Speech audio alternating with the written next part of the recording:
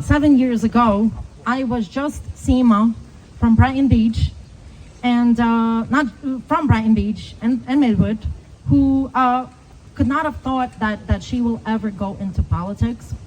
This was the last thing on my list ever, and I was asked to bring kids that dance well, from a kids cultural center to an event where Eric Adams, Brooklyn Borough President, was supposed to be the keynote.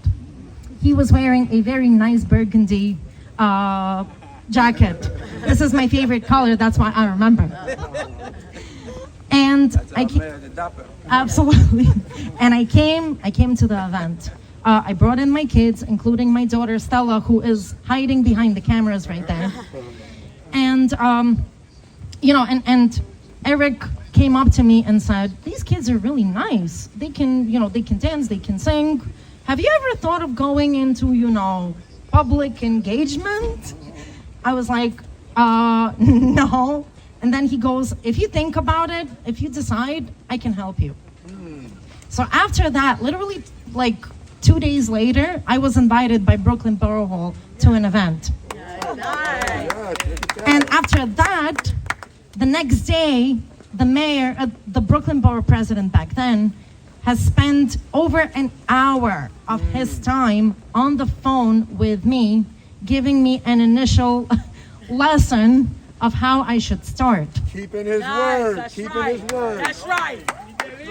Ever since then, every single day, he's been telling me, "Sima, that's not how you speak. Sima, that's not how you approach people. There will be a day when you're gonna become a leader." I was like, oh no. Today, I am the United States Chair for Diplomacy and Negotiations with the G100.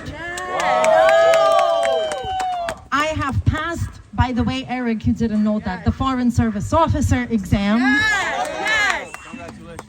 Thank you. But there's one thing that didn't change. I'm a major supporter of the 110th and 111th to be Mayor Eric Adams. Yes. Because I do not want to see someone molest women all across City Hall and outside and then resign City Hall, when the time is wrong. I don't want to see someone who's going to have floating syringes, and condoms and everything else on the street across New York City. And I don't want to see someone who was able to catch a few criminals decades ago and is now attempting his second failed mayoral campaign. Yes. I want to see someone with a proven track record, someone who, me and him, have literally been dying day in and day out every single day during the COVID pandemic in the most COVID-struck areas across the city, distributing PPE and food. Yes. And no, he wasn't planning to become mayor at that point. He was just Brooklyn Borough president. And everybody was fleeing New York and saying, "We're going to Miami. It's nice and hot there, and we don't have to wear masks, so we're not even going back." No. So I want all of you to make a pledge that you're going to get out of this rally today and literally, not force, but urge every single person across the city of New York, not only to vote, but before voting, to come out in large crowds every single day, because the time is not on our side. And tell people that we have the one logical, reasonable, most suitable, not candidate, mayor that needs to be reelected as mayor of New York City. And this is Eric Adams. Thank you so much.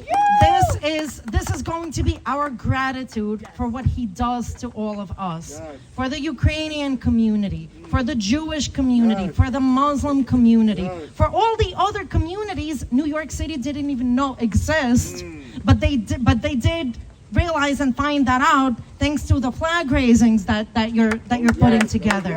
The smallest communities, the smallest countries are now shining on Bowling Green, the center of presentation of different cultures of the world all in New York City, thanks to Mayor Eric Adams. And the communities are then shining in the evenings as Mayor Eric Adams conducts heritage celebrations at Gracie Mansion, which no other mayor has done. For other mayors, it was too low for them to get people from quote unquote the street into Gracie Mansion. But no, not for Eric Adams. Because people are not from the street. People are hearts. People are souls. People are light at the end of the tunnel. So we are going to fight and support Mayor Eric Adams. Thank you.